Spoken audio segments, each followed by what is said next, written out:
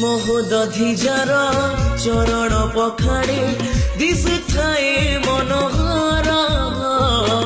କବି ଭାବୁକଙ୍କ ଜ୍ଞାନର ଗରିମା ନାହିଁ ତାର ପଟାନ୍ତର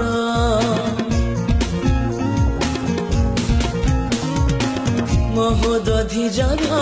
ଚରଣ ପଖାଡ଼େ ଦିଶୁଥାଏ ମନୋହର কবি ভাবুকଙ୍କ জ্ঞানর গরিমা নাহি তার পটান্তর মন্দির শোভিত নদী বনগিরি মন্দির শোভিত নদী বনগিরি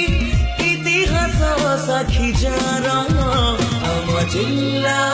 বালেশ্বর আম জিল্লা বালেশ্বর আম জিল্লা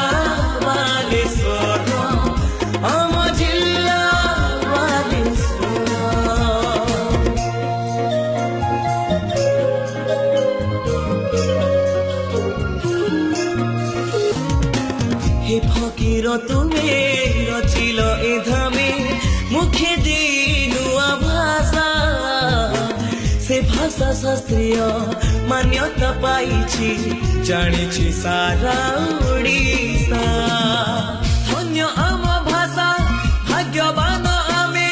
ধন্য আম ভাষা ভাগ্যবান আমি ভাষা সাহিত্য সহর আম জিল্লা বালেশ্বর আম জিল্লা বালেশ্বর আম জিল্লা